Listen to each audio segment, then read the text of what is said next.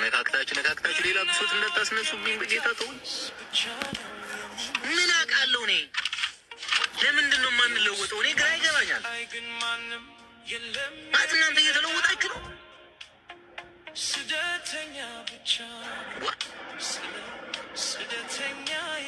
እኔማ ዛሬማ እንዳታሳብዱኝ ብቻ። እኔ ምንም አላውቅም። በቃ እንሰራለን፣ እንጥራለን፣ እንግራለን፣ እንወጣለን፣ እንወርዳለን። ለውጥ የለም።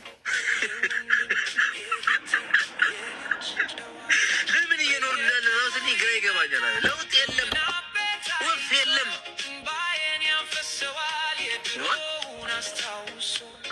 ከባድ እኮ ነው። ግራ ገባኝ።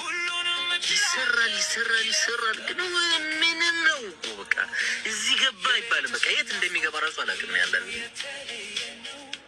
እየሞከርን ነው። በጣም እየሞከርን ነው። ግን ማፊ ፋይዳ ምንም የምንፈልገውን ህይወት እየኖርን አይደለም። እኛ የምንፈልገው ሰዎችን እንመኛለን ምናምን አይደለ?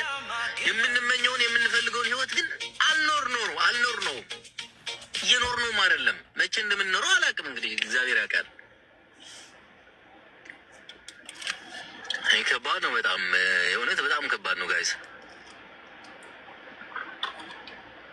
ዝም ብሎ ስደት ላይ መኖር ዝም ብሎ አመታት መቁጠር። የሰው ልጅ እኮ 3-4 አመታት 5 አመት እኮ ሊሰደድ እኮ ይችላል። ኖርማል ነው። ዝም ብሎ 10 አመት ምናምን መስማ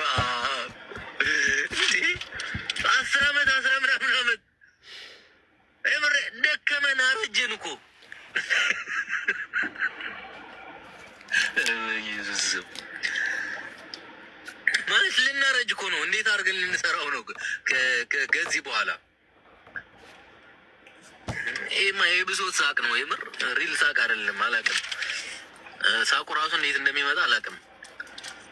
ሲጀምር ያው ዝም ብሎ እየሳቀ እንደዚህ ነው የሚኖረው እኮ እየሳቀ እየኖረ ነው የተበላው።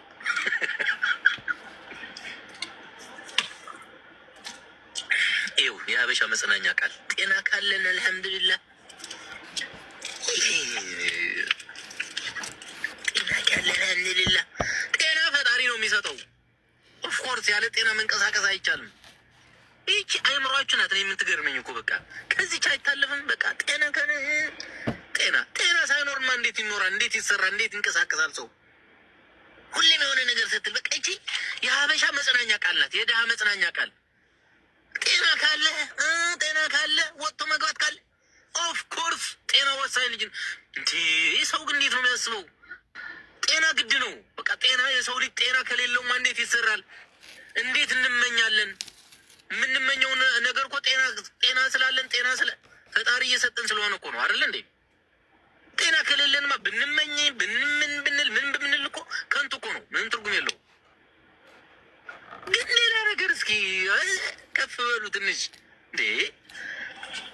ጤና ካለ ጤና በቃ በእናታችሁ ከፈጣሪ ጋር እንዳታጣሉኝ።